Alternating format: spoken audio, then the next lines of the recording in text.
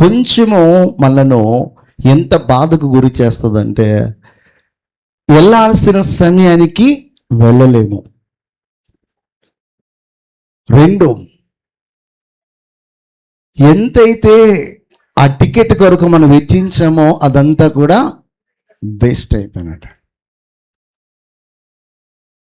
ఎంత డిప్రెషన్కు గురవుతామంటే అయ్యో నేను కొంచెం ముందు వచ్చి ఉంటే బాగుండే. ఈ లోకంలో ఒక చోట నుంచి ఇంకో చోటకు వెళ్ళడానికి కొంచెం ఆలస్యమైన పర్వాలే, కానీ దేవుని రాకడలో ఆలస్యమైపోతే ఏమవుతుందో తెలుసా? గుండెలు బాదుకొని ఏడ్చే పరిస్థితి వస్తుంది అన్నమాట. ఎప్పుడైనా ఒకసారి ఆలస్యము ఎవరికైనా కామనే. ఎంత భయము భక్తి కలిగినటువంటి భక్తుడికైనా, పంక్చువాలిటీ 100% ఫాలో అయ్యే వ్యక్తికైనా ఎప్పుడైనా అది కామనే. కానీ ఇక్కడ నేను చాలాసార్లు గమనించింది ఏంటంటే చాలా నేను నిజం చెప్తున్నాను, 9:30 సర్వీస్ అంటే 9:15కి రావాలని చెప్పేసి నా ఇంటెన్షన్ ఎప్పుడు కూడా. నన్ను పరిస్థితులు కొన్ని లేట్ చేపిస్తూ ఉంటాయి. దానికోసం నేను లేట్ అవుతాను, కానీ లేకపోతే అస్సలు సమస్య లేదు. అసలు బహుశా దేవునికి నా నుంచి బాగా ఇష్టమైనది అదేనేమో అనుకుంటాను నేను. ఏదో ఒకటి దేవునికి నచ్చినప్పుడే దేవునికి మన మీద ప్రేమ కలుగుతుంది. ఏదో ఒకటి నచ్చాలి, ఏదో ఒకటి బాగా నచ్చినప్పుడు దేవునికి మనల్ని ఏం చేస్తాడంటే పిలుచుకుని మిగతా వాటిలో కూడా ఏం చేస్తాడో తెలుసా? ట్రైనింగ్ ఇస్తాడు. హల్లెలూయా. మిగతా విషయాల్లో కూడా ట్రైనింగ్ ఇచ్చి మనల్ని ఎలా నిలబెడతాడంటే ఆయన ఎలా నిలబెడతాడు. ఒక రోజున ఖచ్చితంగా మనం ఎలా కనబడబోతున్నామంటే క్రీస్తులా కనబడబోతున్నాం. హల్లెలూయా. కొంచెమే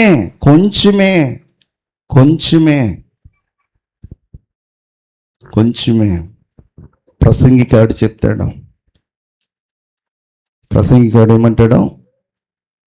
10వ అధ్యాయము 1వ వచనము. బుక్కవాని తైలములో సచ్చిన ఈగలు పడుట చేత అది చెడు వాసన కొట్టును. కొంచెము బుద్ధిహీనత త్రాసులో ఉంచినడల జ్ఞానమును ఘనతను తేలగొట్టును. కొంచెము బుద్ధిహీనత ఏం చేస్తుందంట? జ్ఞానమును ఘనతను రెండింటిని కూడా తేలగొట్టేస్తుంది. ఒకే ఒక్క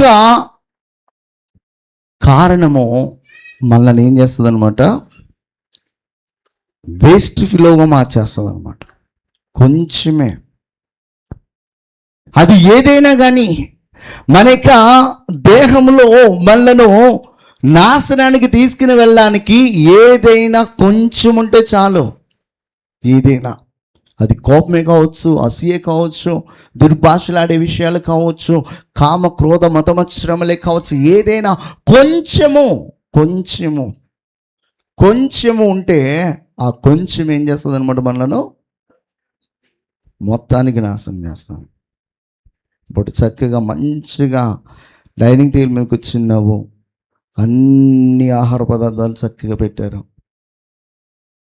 తిందామని చెప్పేసి ప్రే చేసుకున్నాం. అంతలోకి జస్ట్ అలాగా ఎవడైనా కొంచెము అపవిత్రమైనది ఏదైనా అలా జల్లడనుకో, అది విషయం కానీ ఏదైనా కానీ కొంచెం అందులో పడినట్టుగా నీకు అనిపించింది, తినగలవా?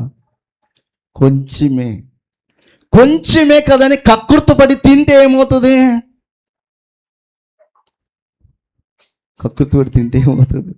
చెప్పండి అమ్మా, పోతాం.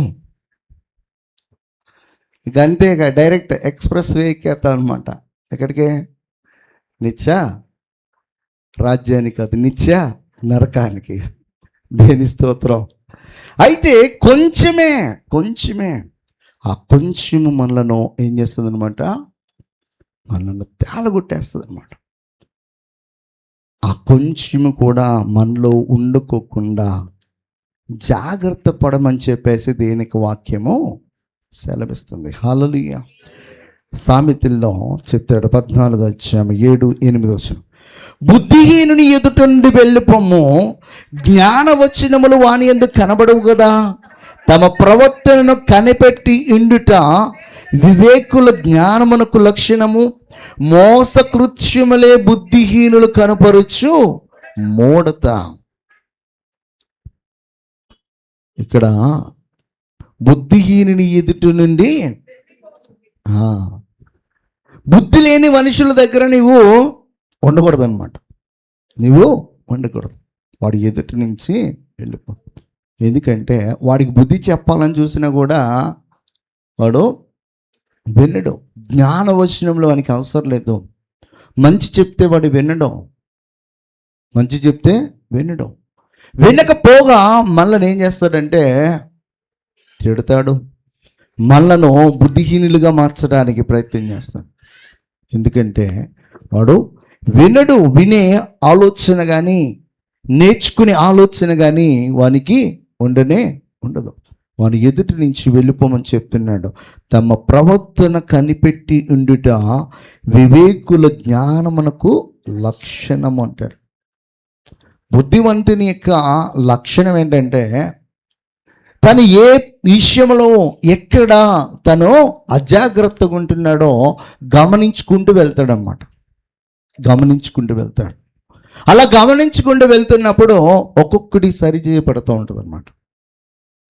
అది బుద్ధిమంతులకి బుద్ధి లేనుకున్నటువంటి వారికి ఉన్న వ్యత్యాసం. బుద్ధి లేని వాడికి ఎంతకీ వాడు జాగ్రత్త పడడు ఏ విషయంలోనూ కూడా. కానీ బుద్ధి కలిగిన వాడు ఏం చేస్తాడంటే ఈ రోజున ఏదైనా విషయంలో అతనికి గద్దించి బుద్ధి చెప్తున్నప్పుడు అతడు సరి చేసుకోవడానికి ప్రయత్నం చేస్తాడనమాట. వినడానికి ప్రయత్నం చేస్తాడు, ఆలోచన చేయడానికి ప్రయత్నం చేస్తాడు.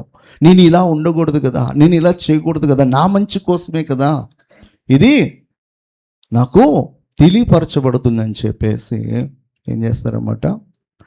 ఆ బుద్ధివంతుని యొక్క లక్షణము, ఎవరైనా తనకి బుద్ధి చెప్తా ఉంటే వాటిని విని వాటిని అనుసరిస్తారన్నమాట. వారి యొక్క ప్రవర్తనను ఏం చేసుకుంటారన్నమాట, సరి చేసుకుంటారు. మనము దేవుని మందిరమునకు వచ్చిన ఆ తొలినాళ్ళలో ఎలాగైతే ఉన్నామో అలాగే మన జీవితాంతం ఉండకూడదు. ఆ తొలినాళ్ళలో మనకి చాలా విషయాలు తెలియవు, కానీ ఒక్కొక్క విషయాన్ని దేవుడు మనతో మాట్లాడుతూ మనకి గద్దిస్తూ బుద్ధి చెప్తున్నప్పుడు ఆ విషయాలను మనం నేర్చుకుంటూ లోకములో ఉన్నటువంటి లోకాశలో ఉన్నటువంటి మన బ్రతుకును క్రీస్తు స్వారూప్యంలోనికి తీసుకొని రావడానికి ప్రతి దినము ప్రయత్నం చేస్తూనే ఉండాలి. హల్లెలూయా, హల్లెలూయా. 119 కీర్తనలో 73వ మాట ఇందాక మనం చదువుకున్నాం. నీ చేతులు నన్ను నిర్మించి నాకు రూప ఏర్పరచెను, నేను నీ ఆజ్ఞలు నేర్చుకున్నట్లు. ఈ కీర్తనకారుడు ఏమని చెప్తున్నాడంటే నేను నీ ఆజ్ఞలను అనుసరించినట్లుగా నాకు ఏం చేయమన్నాడో బుద్ధి దయచేయమన్నాడు. మనం ఏం చేయమని అడుగుతాం అనమాట. ప్రభువా నాకు మంచి ఇల్లు దయచేయి, మంచి కారు దయచేయి, మంచి అసలు దేనికి మనకు ఆశీర్వాదము కనెక్ట్ అవుతుంది? వేటి కొరకు దేవుని సన్నిధానికి వచ్చి మనం కన్నీరు కారుస్తున్నాము, వేటిపైన మనము ఆధారపడుతున్నాము అనే విషయాన్ని అసలు మనము యోచన చేస్తున్నామా, నేర్చుకుంటున్నామా అని గమనిస్తే నేటి క్రైస్తవంలో చాలా వరకు కూడా నేర్చుకునేది తక్కువ. మనకి సరైనటువంటి బుద్ధి కావాలని చెప్పేసి దేవుడిని అడిగితే బుద్ధితో పాటు దేవుడు ఏం చేస్తాడు తెలుసా? సంపదలు కూడా ఇస్తాడు. అయితే మనము బుద్ధికి బదులుగా ఏమడుగుతున్నమాట? సంపద ముందు అడుగుతున్నాం. అందుకే మనము చాలాసార్లు వెనకబడిపోతున్నాం. దేవునికి జ్ఞానమే సర్వ సంపదలను సమకూర్చింది.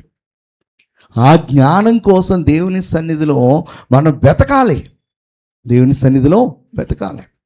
వెతికితే ఆయన ఆ జ్ఞానాన్ని మనకి ధారాళంగా ఇచ్చే దేవుడు అన్నమాట. ఇక్కడ కీర్తనకారుడు చెప్తున్నాడు, నీ చేతులు నన్ను నిర్మించాయి, నీవే నాకు ఒక మంచి రూపాన్ని ఇచ్చినవాడువు. అయితే నేను నీ ఆజ్ఞలను నేర్చుకున్నట్లుగా నాకు బుద్ధి దయచి. దేవుని యొక్క ఆజ్ఞలను, దేవుని యొక్క ఆలోచనలను, దేవుని యొక్క చిత్తమును తెలుసుకొనుటకు మనము దేవుని సన్నిధిలో అడగాలి.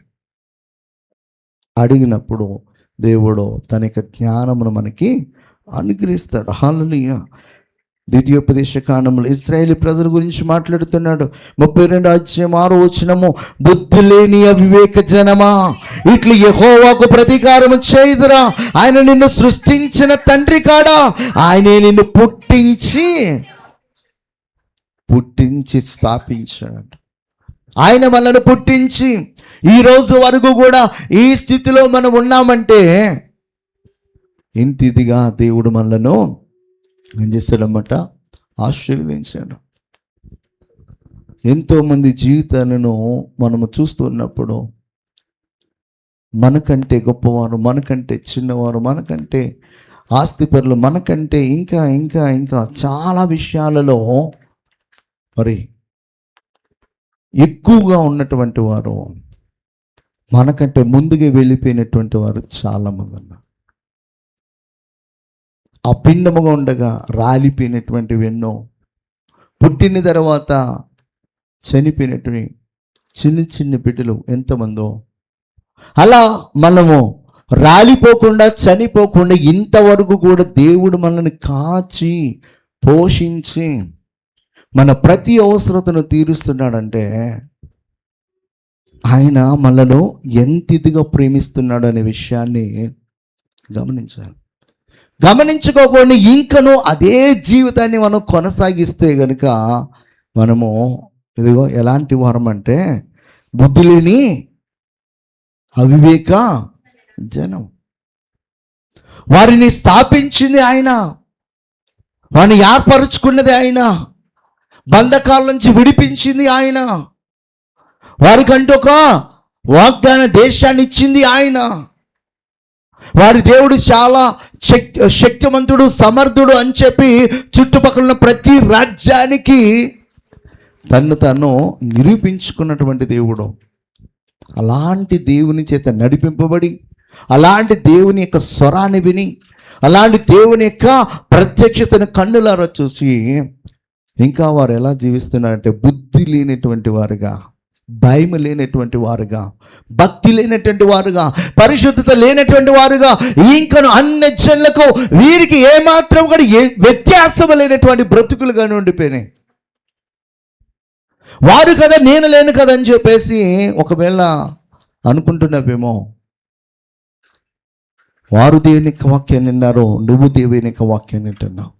వారు ఐగుప్తు అనే బంధకముల నుంచి, ఆ పాత రోత బ్రతుకుల నుంచి విడుదల పొందుకున్నారు. నీవు నేను కూడా పాత రోత బ్రతుకుల నుంచి, ఈ లోకములోంచి విడుదల పొందుకున్నాము. వారు నడిపింపబడ్డారు, నీవు నడిపింపబడుతున్నావు. వారు వాగ్దాన దేశానికి నడిపింపబడుతున్నారు, నీవు వాగ్దాన పరలోక రాజ్యానికి నడిపింపబడుతున్నావు. అయితే వారు తిరగబడినట్లుగా, వారు చేసినట్లుగానే, వారు వెనుతిరిగినట్లుగానే మనం కూడా చాలా సందర్భాల్లో వెనుదిరుగుతూ లోకాశల్లో, అదే కోరికలు, అదే పాత రొత్త బ్రతుకుల్లో బ్రతకడానికి ఎన్నిసార్లు ఆయన మనసు నొచ్చుకునేటట్లుగా మనము ప్రయత్నం చేస్తాము అనే విషయాన్ని ఒక్కసారి మనము నెమరు వేసుకోవాలి. అందుకే ఆయన ఏమంటున్నాడు అనమాట, బుద్ధి లేని వివేకం లేదు వాళ్ళకి. నేను ఎందుకు ఇలా ఉండాలి, నేను ఎందుకు ఇలా చేయాలి, నన్ను కన్నది ఆయన కదా, నన్ను సృజించింది ఆయన కదా, నన్ను విడుదల కలుగజేసింది ఆయన కదా అని చెప్పి ఆలోచన లేకోకుండా బుద్ధి లేనటువంటి జనులుగా, అవివేక జనులుగా వారుండిపోయారు. అన్ని తెలిసినా కూడా మనము బుద్ధి లేనటువంటి అవివేక జనముగా ఉండకూడదు. ద్వితీయోపదేశకాండంలో చెప్తున్నాడు 31:9 ఏలయనగా నేను మరణమైన తరువాత మీరు బొత్తిగా చెడిపోయి నేను మీకు ఆజ్ఞాపించిన మార్గమును తప్పుదురనియు ఆ దినములంతమంది కీడు మీకు ప్రాప్తమగుననియు నేను ఎరుగుదును. మీరు చేయి క్రియల వలన యెహోవాకు కోపం పుట్టించినట్లుగా ఆయన దృష్టికి కీడైన దాని. ఎంత నమ్మకమో చూడండి. ఎవరికి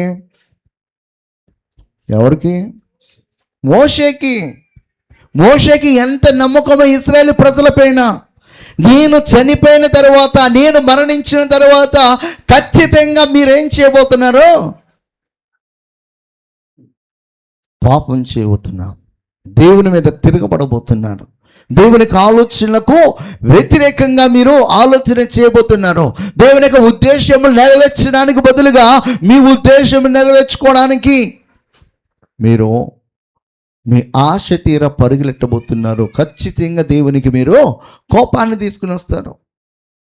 ఆ కోపాన్ని తీసుకుని వచ్చినప్పుడు ఖచ్చితంగా దేవుని యొక్క ఉగ్రత మీపైకి వచ్చినప్పుడు కీడు అనేది మీకు వస్తుందని చెప్పేసి తాను మరణించక మునిపే మోషే ఎవరి గురించి మాట్లాడే తెలుసా? ఇశ్రాయేలు ప్రజల గురించి.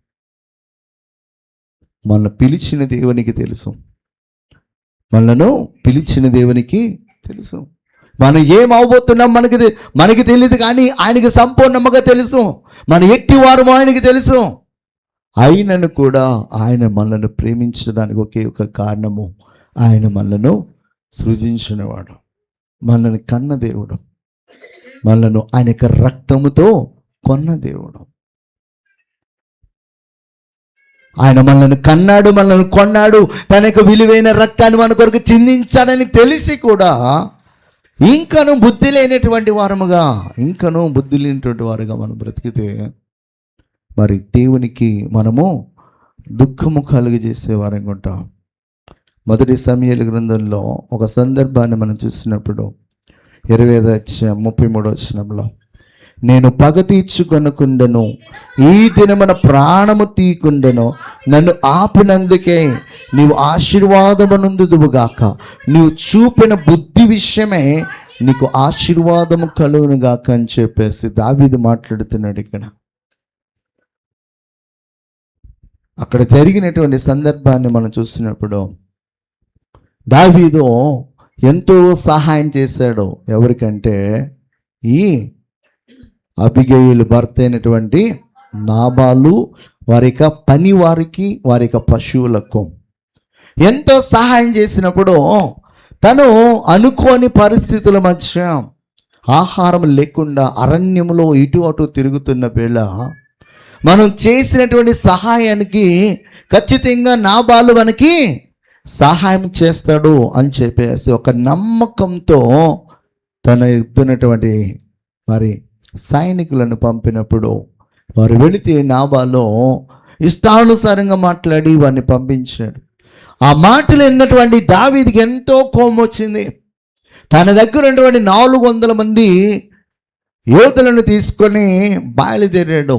ఎక్కడికంటే నాబాలు ఇంటిలో ఉన్నటువంటి పనివారిని, తనకి ఉన్నటువంటి పశువులను, మందలను, పిల్లలను అందరినీ కూడా నాశనం చేసేయడానికి. ఈ విషయము పనివాడి ద్వారా తెలుసుకుంది అబిగయీలు. ఎప్పుడైతే పనివాడి ద్వారా తెలుసుకుందో ఆ విషయమై దావీదుని ఎదుర్కోవడానికి వచ్చింది. దావీదుని కనుగొనగానే వెంటనే దిగి సాష్టాంగ నమస్కారం చేసి, నీ దాసురాలు చెప్పే మాటలు కొంచెం విన్నాయా అని చెప్పి చాలా రిక్వెస్టింగ్ అడిగింది. ఆమె చూపించినటువంటి బుద్ధి, ఆమె మాట్లాడినటువంటి విధానము అన్నీ కూడా దావీదులో పశ్చాత్తాప హృదయం కలిగేటట్టుగా చేసింది. ఎంత చక్కగా మాట్లాడిందచ్చు. ఆ సందర్భాన్ని చదివితే చాలా బాగుంటుంది. అబిగయీలు దావీదుని కనుగొని గార్ధము మీద నుండి త్వరగా దిగి సాష్టాంగ నమస్కారం చేసి అతని పాదములు పట్టుకుని ఇట్లా నా ఏలినవాడా. హల్లెలూయా. ఈ దోషము నాది. అంత తగ్గించుకుంది. ఆమె దోషం చేసిందా? లేదు. కానీ ఆమె మాట్లాడే విధానము, అక్కడ జరిగినటువంటి సందర్భాన్ని మనం చూసినప్పుడు ఆమె ఎంత కన్విన్స్డ్గా దావీదుతో సంభాషణ చేసింది. ప్రభు సన్నిధానికి వచ్చినప్పుడు మనము మన ఇంట్లో వాళ్ళ పాపాన్ని ఎన్నిసార్లు, ప్రభువా ఇదిగో ఇది మా పాపము, నా పాపము, నా ఇంటి వారి పాపం అని చెప్పి ఎన్నిసార్లు మనము మన హృదయాన్ని చించుకొని కన్నీళ్లతో దేవుని సన్నిధిలో ప్రార్థన చేయగలుగుతున్నాం? ఎన్నిసార్లు? ఆమె అంత ఇదిగా దావీదు ఎదుట సాగిలిపడి కాళ్ళు పట్టుకొని, ఈ పాపము నాది, నాది. బుద్ధి కలిగిన వారు దేవుని మందిరానికి వచ్చినప్పుడు చేసే పని ఏంటో తెలుసా? అలా మోకరించి కొద్ది సమయము గడిచిన క్షణం వరకు కూడా చేసిన ప్రతి ఒక్కటి కూడా గుర్తు చేసుకొని దేవుని సన్నిధిలో పశ్చాత్తాప హృదయంతో కన్నీటితో దేవుని వేడుకోవడానికి మొట్టమొదటి ప్రయారిటీ అనేది దాని కొరకే వారు కేటాయిస్తారు. మనం అలా ఉండాలి. ప్రతిరోజు కూడా, ప్రతి క్షణము కూడా దేవుని యొక్క సన్నిధిలో నువ్వు మోకరించగలుగుతున్నావంటే అప్పటి వరకు దేవుడు చేసినటువంటి కార్యాలను నెమర వేసుకుని ఆయనకు కృతజ్ఞతాస్తుతులు చెల్లించాలి. రెండవది, ఏదైనా పాపం ఉంటే పశ్చాత్తాప హృదయంతో కన్నీటితో ఆయన యొక్క పాదాలు పట్టుకుని బ్రతిమాలుకోవాలి. దావీదుకి ఎంతో కోపం వచ్చింది. 400 మంది ఒక్కసారి ఆ యొక్క గృహం దగ్గరికి వెళ్తే ఏమవుతుందో ఆలోచించాను. మొత్తం అందరినీ కూడా నాశనం చేసేసేవాడు. అంత కోపంతో వెళుతున్నటువంటి దావీదు పశ్చాత్తాపపడే విధంగా అబిగయీలు బుద్ధిని కనపరిచింది. మనం చేసిన పాపాలు ఎంత భయంకరమైనా కూడా దేవుని సన్నిధానికి వచ్చి మనం బ్రతిమాలుకునే విధానంలో మనం పశ్చాత్తాపపడే హృదయంతో దేవుని సన్నిధిలో కన్నీరు కారుస్తూ రోదన చేస్తున్నప్పుడు దేవుడు ఆల్రెడీ మన మీద కోపముగా ఉండి ఆయన నిర్ణయం తీసుకున్నప్పటికీ కూడా ఆ నిర్ణయాన్ని వెనుకకు తీసుకుంటాడు ఆయన. బైబిల్లో ఎన్నో రుజువులు ఉన్నాయి. నాకు వచ్చిన కళలు కొన్ని సందర్భాల్లో మా ఇంట్లో వాళ్ళ గురించి కావచ్చు, నా గురించి కావచ్చు, వచ్చిన కళల్లో దేవుడు చేయబోతున్న కార్యాన్ని చూసి అప్పటికప్పుడే వెంటనే లేచి కొన్ని గంటల పాటు దేవుని సన్నిధిలో మోకరించి కన్నీరు కార్చిన సందర్భాల్లో దేవుడు వెంటనే వాక్యం ద్వారా మాట్లాడే ఓరట కలిగి చేసినటువంటి సందర్భాలు ఎన్నో ఉన్నాయి. దేవుని సన్నిధిలో మనం కన్నీరు కార్చి ప్రార్థన చేస్తే మన ప్రార్థనకు ఆయన జవాబు వెంటనే ఇస్తాడు. ఇసుకే విషయంలో ఇవ్వలేదా దేవుడు? వెంటనే ఇవ్వలేదా? నినివే పట్టణస్థుల విషయంలో ఇవ్వలేదా? మరి నీ నా విషయంలో ఎందుకు ఇవ్వడం? ఇస్తాడు. కానీ మనము అడగడానికి బదులుగా, పశ్చాత్తాపపడడానికి బదులుగా మనం ఇంకేవో చేస్తాం. వాటిని కాదు మనం చేయాల్సింది. హల్లెలూయా. మొదటి రాజుల గ్రంథము 3:7 నా దేవా యెహోవా, నీవు నా తండ్రి అయిన దావీదునకు బదులుగా నీ దాసుని నన్ను రాజుగా నియమించి ఉన్నావు. అయితే నేను బాలుడను, కార్యములు జరుపుటకు నాకు బుద్ధి చాలదు. చాలమ్మా, దేవుని స్తోత్రం. ఇక్కడ సొలొమోను ఎన్నేండ్ల వయసు కలిగి ఉన్నాడంటే దాదాపు 15 నుంచి 20 years లోపు అనమాట. ఎంత? 15 to 20 months అన్నాడు. మేము బాలుడని అంటున్నాను. నిజమే, ఆ వయసు వాళ్ళది 20 years బిలో అంతా బాల్యం కిందని కేటగిరిస్తారు వాళ్ళు. 20 years కంటే బిలో. అయితే ఆ సమయంలో రాజుగారు అయిపోయిన ఎవరో సొలొమోను చిన్న వయసులో రాజు అయ్యాడు. ఒక సందర్భంలో సిరియా కుమారులైనటువంటి యోబు, అషాహేలు ఈ ముగ్గురు కూడా దావీదుకి లెఫ్ట్ రైట్ ల్యాండ్ అన్నమాట. Left right land. హల్లెలూయా. ఎందుకు లెఫ్ట్ రైట్ అని చెప్తున్నానంటే, ఒక యుద్ధానికి వెళ్ళాలంటే 1000 మంది ఉన్నా కూడా అవలీలుగా చంపేసి వచ్చేస్తారనమాట. ఒక్కడు ఈక్వల్ టు 1000 మందితో సమానం. అంత బలవంతులు, అంత జ్ఞానము, అంత బలము వారి సొంతం. ఈ ముగ్గురు మేనల్లు ఎవరి కోసం బ్రతికారంటే దావీదు కోసమే బ్రతికారు. దావీదు కోసం ప్రాణం పెట్టడానికైనా, ఏం చేయడానికైనా, దావీదుకు వ్యతిరేకంగా లేచినటువంటి ఏ శత్రువైనా, దావీదు రక్తాన్ని పంచుకుని పుట్టినటువంటి వాడైనా కూడా వీరికి అనవసరం, చంపేయడమే. ఏంటంటే దావీదు రాజుగా ఉండాలి, అంతే వారికి కావాల్సింది. దావీదు సింహాసనము స్థిరముగా ఉండాలి. దాని కొరకు ఏం చేయడానికి కూడా వెనుకాడినటువంటి వారు. అయితే ఒకే ఒక విషయంలో యోవాబు దావీదు కుమారుడికి సపోర్ట్ చేసినందుకు దావీదుకి యాంటీ అయిపోయాడు. ఎంతలా యాంటీ అయిపోయాడంటే, ఎదుగో ఈ కుమారుడికి చెప్తాడు వాడిని ఉంచొద్దు అని. ఎవరిని? యోవాబుని. ఒకే ఒక విషయంలో, ఆ ఒకే ఒక విషయంలో కూడా చేయడానికి గల కారణం ఏంటంటే, అదోనియా ఎవరో కాదు. అదోనియా ఎవరు? దావీదు కొడుకే, 4వ వాడు. అదోనియా ఎవరు? 4వ వాడు, దావీదు కుమారుడు. మొదటి వాడు చనిపోయాడు, అమ్నోను. తర్వాత వాడు అబ్షాలోం గారు, తర్వాత కూడా ఉన్నాడు. వాడి తర్వాత అబ్షాలోం. ఈ ముగ్గురు తర్వాత అదోనియా. ఇద్దరు చనిపోయారు, ఒకడు రిజెక్ట్ చేయబడ్డాడు. వీడిని రాజుగా చేసేద్దామని చెప్పేసి ఎవరు తలచారన్నమాట? సైన్యాధ్యక్షుడిగా ఉన్నటువంటి యోవాబు.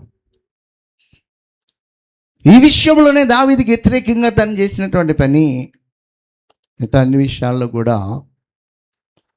మంచిగానే వెళ్ళాడు. ఒక్క విషయంలో నచ్చకపోయేసరికి దావీదు ఏమన్నమాట, తన కుమారుడికి చెప్పాడు, ఈ నుంచి రేపొద్దు నీకే ప్రాబ్లం అవుతుంది అని. ఇక్కడ సొలొమోను, నేను బాలుడిని, చిన్న వయసు. అదోనియాను రాజుని చేయడానికి గల కారణం ఏంటంటే, అదోనియా ఆల్రెడీ ఒక 40 years 30 years ఆ రేంజ్లో ఉంటాడు. 30 to 40 ఉంటాడు. ఎందుకంటే వాళ్ళందరూ పుట్టిన తర్వాత ఎప్పుడుకో పుట్టాడు మహానుభావుడు. ఎవరో? సొలొమోన్. వీళ్ళందరూ కూడా ముందు పుట్టారు. ఎప్పుడంటే మ్యాక్సిమం అరణ్యంలో అటు ఇటు తిరుగుతూ ఉన్నాడు కదా, సౌలు తరుముతున్నప్పుడు, ఆ టైంలో. అయితే చిన్నవాడైనటువంటి ఈ సొలొమోనుని ఎప్పుడైతే రాజుని చేశారో, సొలొమోన్ దేవుని సన్నిధిలో ప్రార్థన చేస్తూ అంటున్నాడు, ఏమనంటే, నేను బాలుడినయ్యా, నాకు బుద్ధి సరిపోదు కనుక నాకు బుద్ధిని దయచేయి. జ్ఞానము సరిపోదు కనుక నాకు జ్ఞానం దయచేయి. ఏది మంచో ఏది చెడో వివేచించగలిగే ఆ వివేచన ఆప్ నాకు దయచేయి అని చెప్పేసి దేవుని సన్నిధిలో ప్రార్థన చేశాడు. లేనప్పుడు ప్రార్థన చేశాడు, దేవుడు ఇచ్చాడు. ఇచ్చిన తర్వాత బుద్ధిహీనమని పనిచేశాడు. మనం లేనప్పుడు దేవుని సన్నిధిలో అడుగుతాము, ప్రభువా ఇది నాకు లేదు అని నమ్మకంగా ఉంటాను. దేవుడు ఇచ్చిన తర్వాత ఏం చేస్తున్నారు? దాన్ని మిస్యూజ్ చేస్తాడు.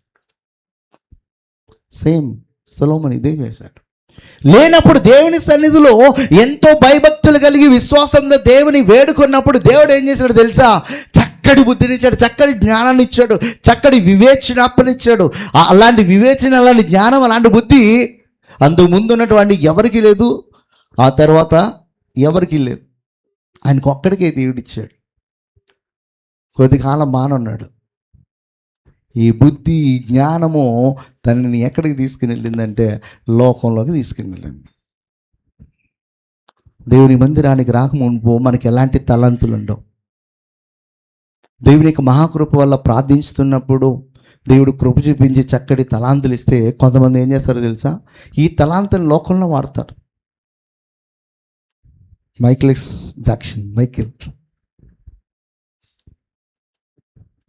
జాక్సన్ అంటే మీకు గుర్తుంటుందని చెప్తా. అలానే ఆ మహానుభావుడు ఎవరో? ఒక క్రిస్టియనే. తలాంతులు వచ్చిన తర్వాత ఎక్కడిపోయిందనమాట? లోకంలో అయిపోయాను. సతీష్ కుమార్ గారి చర్చిలో ఒక ఆయన ఉండేవాడు. ఆయన పేరు మనోడు మ్యూజిక్ డైరెక్టర్గా ఉన్నాడు ఇప్పుడు.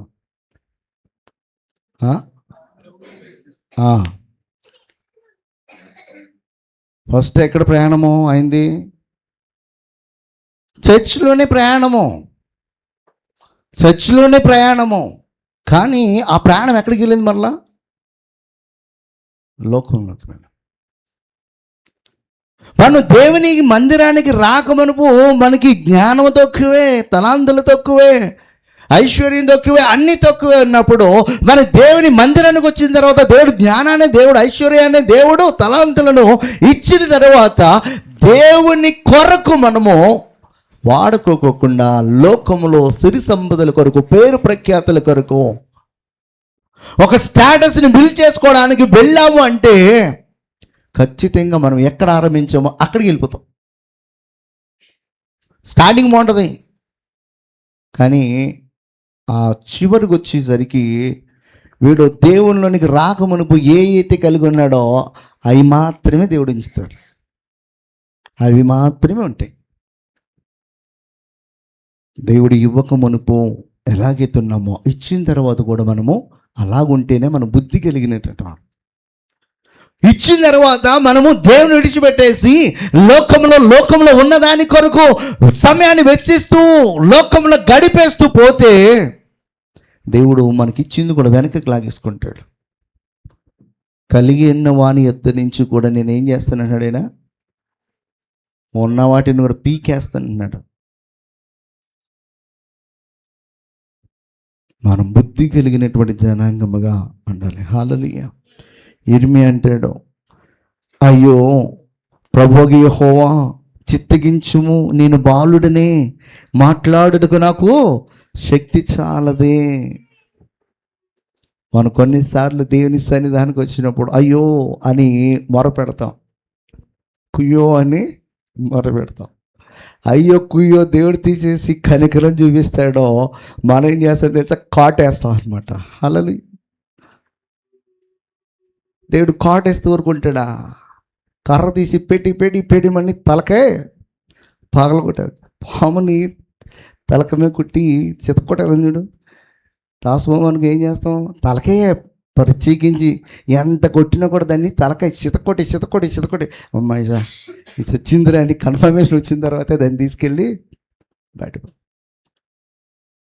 దేవునిక సన్నిధానికి వచ్చినప్పుడు మనము చాలా జాగ్రత్తగా ఉండాలి. చాలా జాగ్రత్తగా ఉండాలి.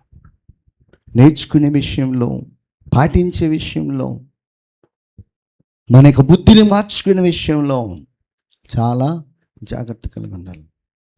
బాలుడని అన్నాడు దేవుడు, చక్కటి జ్ఞానం ఇచ్చాడు, పెద్దోడయ్యాడు, చక్కగా అన్ని విషయాల్లో పెద్దోడయ్యాడు, జ్ఞానంలో పెద్దోడు, ఐశ్వర్యంలో పెద్దోడయ్యాడు. ఇక అంతే, ఇక ధర్మశాస్త్రాన్ని పక్కన పడేసాడు, దేవుని పక్కనెట్టేశాడు. దేవుని ప్లేస్లోనికి మోయాబీల, అమ్మోనీలు, హిత్తీల, పెరిజీల దేవతలను దేవుడు అందరిని కూడా తీసుకొని వచ్చేసి దేవుని మందిరము అనబడినటువంటి యెరూషలేము పర్వతం మీనే వాటి కొరకు విగ్రహాలు, వాటి కొరకు బలిపీఠలు, వాటి కొరకు బలులు అర్పించడానికి అన్నిటినీ చేసేస్తా ఉన్నాడు. ధర్మశాస్త్రంలో దేవుడు ఏం చెప్పాడు తెలుసా? ఒక్కడు రాజు అయితే కనుక అతడు ఎక్కువ మంది భార్యలను చేసుకొనకూడదు.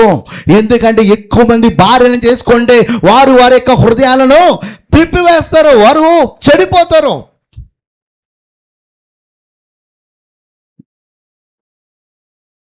అంటే మనోడు ఎక్కువ మందిని చేసుకుంటూ పోతే త్రిప్పకుండా ఉంటారా? ఒక్కళ్ళుంటేనే తిప్పిపడేస్తున్నారు, 1000 మంది ఉంటే ఎన్ని రకాలుగా తిప్పేది ఉంటారు. హల్లెలూయా. ఒక్కళ్ళుంటే తిప్పేట్లే, పెళ్ళిన తర్వాత మారిపోయాడు రీడా అంటారు వాళ్ళమ్మ నాన్న. ఒక్కడ చాలు నువ్వు తిప్పేయడానికి. 1000 మంది అంటే ఇక ఎన్ని రకాలుగా తిప్పిపెట్టాడు. హల్లెలూయా. అది దేవుడికే ఎరుగు. దేవుని స్తోత్రం. హల్లెలూయా. అమ్మా అదే అంటున్నానమ్మా. హల్లెలూయా. భార్యలకు అంత బలం ఉంటుంది. ఎంత బలవంతుడైనా అయిపోవాల్సిందే. దేవుని స్తోత్రం. సంసోనుని బలవంతుడే అయిపోయాడు. హల్లెలూయా. ఏ బలవంతుడైనా భార్య ముందు బలహీనుడు. హల్లెలూయా. మీరంత బలవంతులమ్మా. దేవుని స్తోత్రం. హల్లెలూయా, హల్లెలూయా. మొదటి రాజుల గ్రంథము 3:12 నీవు ఇలాగని అడిగినందున నీ మనవి ఆలకించుచున్నాను, బుద్ధి వివేకముల గల హృదయము నీకు ఇచ్చుచున్నాను. పూర్వీకులలో నీ వంటి వాడు ఒకడును లేడు, ఇక మీదట నీ వంటి వాడొకడును ఉండడు. ఎంత చక్కటి మాట దేవుడు సొలొమోనుతో మాట్లాడుతున్నట్టే, పూర్వీకుల్లో ఒక్కడు కూడా నీలా బుద్ధి కలిగి, జ్ఞానము కలిగి, ఐశ్వర్యం కలిగి ఎవడు లేడు, నీ తర్వాత ఎవడు కూడా వండడు. అంత గొప్పగా అతన్ని ఆశీర్వదిస్తే మనడు ఏం చేశాడంటే, ఊళ్ళో సామెత ఉంటుంది అనమాట, చదువుకోక మునుపంట కాకరకాయ అన్నాడంట, చదువుకున్న తర్వాత కిక్కరకాయ. చదువుకోకముందు బాగుంటాం, చదువుకున్న తర్వాత ఏమో. ఇప్పుడు మన దేశంలో జరిగేది ఇదే, తెలుసా మీకు? రైల్వే స్టేషన్ కావచ్చు, రోడ్లు కావచ్చు, చదువుకున్న వాళ్ళు దాన్ని శుభ్రంగా క్లీన్ చేస్తూ ఉంటే చదువుకున్నవాడు ఏం చేస్తాడు తెలుసా? తినేసి ఎలా పడితే అలా పడేస్తాడు. వాడికంటే నిజంగా కొన్నిసార్లు అయితే నాకు బల్లి కోమ వస్తుంది. అట్టిపడు తినేసి జబ్బేముంది కిటికీలోంచి పడేయడానికి, ఆ సీట్ కిందకి వేస్తాడు ఒకడు. ఇప్పుడు ఎవడైనా ఎక్కినప్పుడు ఆ సీట్ కిందకే తోస్తాడు బ్యాగ్, పావు కొత్త బ్యాగ్. అట్టిపడు తొక్క అనుకుంటే ఎలా ఉండదు? అప్పుడు అది తిట్టు కూడా, ఎవడు రప్పానికి మాలేదవా అని చెప్పి నోటికి పని చెప్తాడు. ఒక్కో నోరు మంచిది ఉండదు, జరిగిపోతుంది. ఈడెవడో 4 మీద మచ్చున్నాడు అనుకుంటా, అయిపోయావే. ఆ మచ్చ నిన్ను మాయం చేసేస్తుంది కొన్నిసార్లు. నాలుక అగ్ని వంటిది కాదా? ఓహో నోరు పలికాడంటే అయిపోతుంది అది. అయ్యో నాకు తెలియదు ఇది ఎందుకు ఇలా జరుగుతుందని. ఎందుకు ఇలా జరుగుతుందని నువ్వు అక్కడ చేసింది ఆడెవడికి నచ్చలేదు, వాడు పలికాడన్నమాట. చాలా వరకు ఇలాగే జరుగుతుంది. ఒక ఫారినరు ఒక వీడియో తీసి పెట్టాడు, మన వాళ్ళు ఎంత దరిద్రంగా చేస్తారో ట్రైన్ అంతా. మనోళ్ళు చేసి వెళ్ళిపోతారంటే అందులో బాయ్స్ తుడిచేవాడు ఏం చేస్తాడంటే ఆడెల్లా తుడుచుకుంటూ వచ్చి ఆ గేటు దగ్గరికి వచ్చిన తర్వాత టక్కడికి ఎంటేస్తాడు బయటికి. దేవుని స్తోత్రం. డిసిప్లిన్, సెల్ఫ్ డిసిప్లిన్ అనేది ప్రతి చోట ఉండాలి. చర్చిలో ఆహారం పెట్టామనుకో, ఇక్కడ స్నాక్స్ ఏదైనా ఇచ్చామనుకో, తినేసిన తర్వాత ఆ ప్లేట్ అక్కడే పడేయకూడదు. ఇది పేపర్ ప్లేట్లో. కొంతమంది అలా చేస్తారు, టీ తాగిన తర్వాత అక్కడే పడేస్తాను. మన ఇంట్లో అలా పడేస్తామా? మన ఇంట్లో పడేస్తామా? సెల్ఫ్ డిసిప్లిన్ పీపుల్ ఎవ్వరు కూడా చీరలుగా, అది క్రైస్తవ్యంలో ఉండాలి. మనం బయటికి వెళ్ళినప్పుడు మన క్రైస్తవులమని మనం ఇక్కడ సిలువేసుకోము, అర్థమైందా? కొంతమంది వేసుకుంటున్నారు ఈ మధ్య, మనం వేసుకోము. మన క్రియలే మన క్రైస్తవులమని చూపించే విధంగా ఉండాలి. మన మాటే మన క్రైస్తవులను చూపించగలగాలి. మన ఆలోచనలు అన్నీ కూడా మనము క్రైస్తవులమని చూపించే విధంగా ఉండాలి. అది ప్రతి ఒక్కరు నేర్చుకోవాలి, ప్రతి ఒక్కరూ నేర్చుకోవాలి. సోమరిపోతనం అనేది మన జీన్లో ఉండకూడదు అనమాట, సోమరిపోతనం. హల్లెలూయా. అయితే మొదటి రాజు 4:29 దేవుడు జ్ఞానమును బుద్ధి దేవుడు జ్ఞానమును బుద్ధిని వర్ణింప సఖ్యమ కానీ వివేచన గల మనస్సును. ఆహా, దేవుడు ఎంత చక్కటి బుద్ధిని జ్ఞానాన్ని ఇచ్చాడు చూడండి. వర్ణింప సఖ్యము కానీ ఈ వివేచన గల మనస్సును సొలొమోనుకు దయచేస్తాడంట. దేవుని స్తోత్రం. మనం అడగాలి, వివేచన కలిగినటువంటి ఆత్మ కొరకు అడగాలి. ఎవరు ఎలాంటి వారో వివేచించగలగాలి. లేకపోతే అపవాది ఎన్నో రకాలుగా క్రైస్తవులను మోసపరచడానికి, లోబరుచుకోవడానికి, నాశనం చేయడానికి ఎన్నో రకాలుగా అపవాది ముసుగుతో మన ఎద్దకు వస్తూ ఉన్నాడు, వెలుగు దూతగా వస్తూ ఉన్నాడు. గొర్రె చర్మం కప్పుకున్నటువంటి ఒక తోడేలుగా వస్తున్నాడు, అబద్ధ బోధకుడుగా వస్తున్నాడు. ఇన్ని రకాలుగా వస్తున్నటువంటి ఆ అపవాదిని మనకి తెలియాలంటే ఆ వివేచనాత్మ మనకు కావాలి, ఆ బుద్ధి మనకి కావాలి, ఆ జ్ఞానం మనకి కావాలి. లేకపోతే ఆ అపవాదంట సాధ్యమైనంత వరకంట అందరినీ కూడా లోకం వైపు తిరిపేస్తాడంట, పాపం వైపు తిరిపేస్తాడంట. దేవుని రాకడలు ఎత్తబడుకోకుండా, ఒక్క విశ్వాసాన్ని లేకోకుండా చేయడానికి అపవాది ఎన్నో రకాలుగా వాడు ప్రయత్నం చేస్తున్నాడు. దేవుని యొక్క సన్నిధిలో ఉన్నప్పుడు మనము ఆ బుద్ధి జ్ఞానంలో సంపాదించుకుంటే కనుక, ఆ వివేకమును సంపాదించుకుంటే కనుక మనము త్రప్పిపోకుండా ఉంటాం. ఒక 2 రిఫరెన్స్ అది ముగిస్తాను. ఇది ఈ రోజుకి అయ్యేది కాదు. దేవుని స్తోత్రం. 2వ పేజీ అవ్వలేదు. 2 రాజుల గ్రంథము 12:2.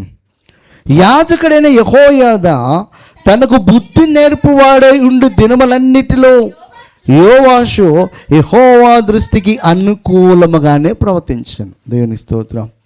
ఇక్కడ యోవాషు అనే రాజు చిన్న వయసులో రాజుగా నియమితుడయ్యాడు.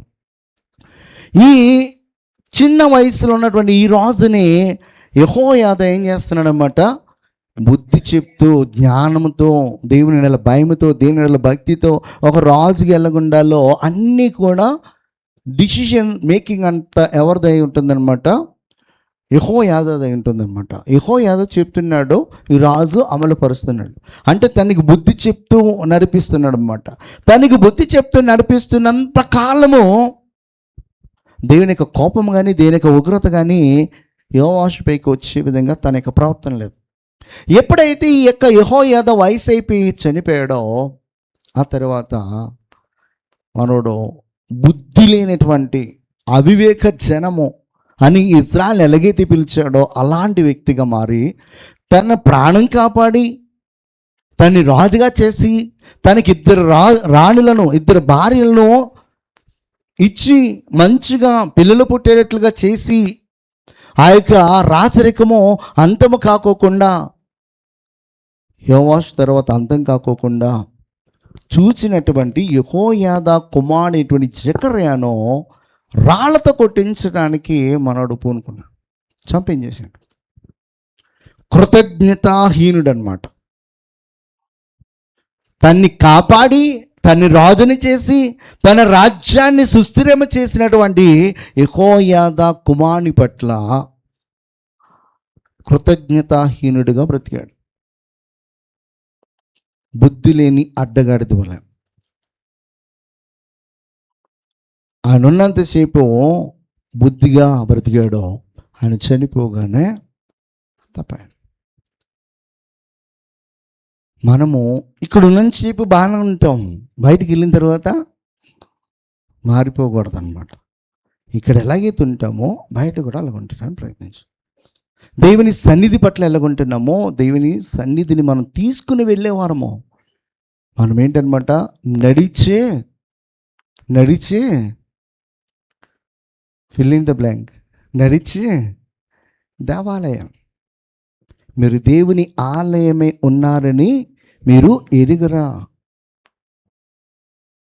అంటే ఇక్కడ మాత్రమే కాదు,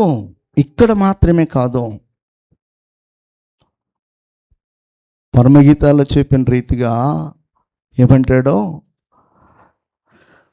ధూమస్తంభముల వలె ఈ అరణ్య మార్గమున వాళ్ళు వస్తా ఉన్నారంట. దూరం నుంచి చూస్తున్నప్పుడు ఎలా కనబడుతున్నారు వాళ్ళు? ధూమస్తంభాలుగా.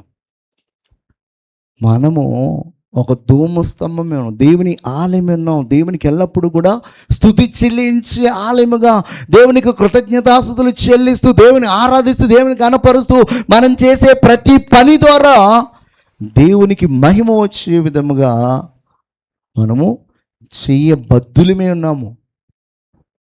అది ఎప్పుడైతే మనం చేసుకుంటూ వెళ్తామో మనం ఎలా కనపడతా అంటే, ఎక్కడున్నా కూడా దేవుని యొక్క ప్రజెన్స్ని, దేవుని యొక్క సన్నిధిని మనం క్యారీ చేసుకుని వెళ్ళామనుకుంటాం. మోషే అరణ్యములో ఉన్నప్పుడు నీ సన్నిధి నాతో రాని ఎడల నేను ఈ ప్రజలను నడిపించని ఇక్కడి నుంచి కదలన్నాడు. దేవుని సన్నిధి కొరకు అంత ఇదిగా బ్రతిమాలుకున్నాడు. మనకి కృప ఏంటంటే ఆయనే మనలోకి వచ్చి నివాసం చేస్తున్నాడు. మనలను ఎలా మార్చేసుకున్నాడు అన్నమాట? ఆయన సన్నిధిగా మార్చేసుకున్నాడు. నీ సన్నిధి నాతో రమ్మన్నాడు. ఆయనకి మనల్ని ఆయన సన్నిధిగా చేసుకునే ఆయనకి ఎంత తేడా ఉందో ఆలోచించండి. హల్లెలూయా. అంటే మనం మూవ్ అవుతున్నప్పుడల్లా ఆయన సన్నిధి మనలో ఉండి ఏమవుతుంది అనమాట?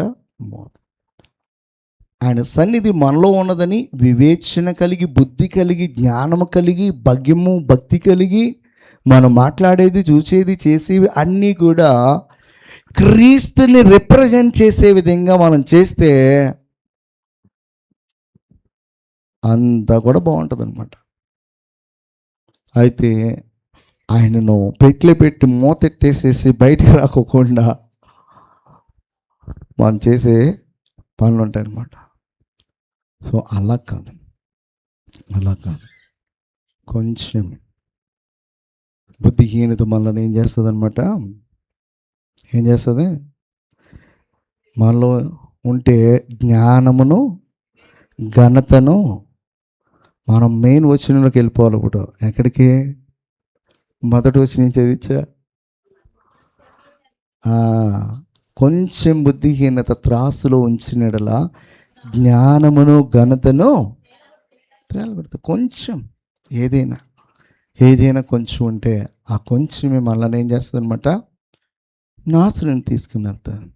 అది ఏదైనా కానీ మనము మరి అలాంటి వాటికి చోటు ఇవ్వకుండా మనము ముందుకు సాగే వారికి ఉందాం. ప్రసంగి 10:10 చదివి మనం ముగిద్దాం. ఇనుప ఆయుధము మొద్దుగా ఉన్నప్పుడు దాని పదును చీయని ఎడల పనిలో ఎక్కువ బలము వినియోగింపవలను. అయితే కార్యసిద్ధికి జ్ఞానమే ప్రధానము. మొద్దుగా ఉన్నటువంటి గొడ్డల్ని తీసుకుని వెళ్ళి కట్టెలు కొట్టాలని ప్రయత్నం చేశాను అనుకో, ఇంత కర్రలు కూడా ఎడవనమాట. దానికి ఎంత రెక్కలు ముక్కలు అయిపోతాయి అన్నమాట. కానీ ఆ కర్ర ముక్కలు అవ్వదు. అదే దాన్ని పొదుని చేసావు అనుకో, అప్పుడు ఏమవుతుంది అనమాట? రెక్కలు ముక్కలు అవ్వదు. ఇలాగ ఎత్తి ఇలాగ ఎగానే టక్కున ఎడతా ఉంటుంది. అంటే బుద్ధి లేనివాడు ముద్దు గొట్టలను ఉపయోగిస్తాడు. బుద్ధి ఉన్నవాడు ముద్దు దాన్ని ఏం చేస్తాడనమాట? కొంచెం పొదును చేసి వాడతాడు అన్నమాట. సో మనము బుద్ధి కలిగిన వారము కనుక దీనికి వాక్యానికి తగినట్లుగా మనము మన జీవితాలకు పదును పెట్టి మన జీవితాలను మార్చుకొని దాన్ని సరైన విధముగా మనం నడిపించుకుంటున్నప్పుడు మన వల్ల అనేకులకు ఆశీర్వాదకరం ఉంటుంది. దేవుడు అటువంటి కృప మనందరికీ అనుగ్రహించునుగాక. ఆమేన్. ప్రార్థన చేసుకుందాం. మహాగణుడు, మహోన్నతుడు, సర్వాధికారి, సర్వశక్తి గల దేవుడవు, సర్వోన్నతుడవు, అత్యున్నతుడవు నీ ప్రభు.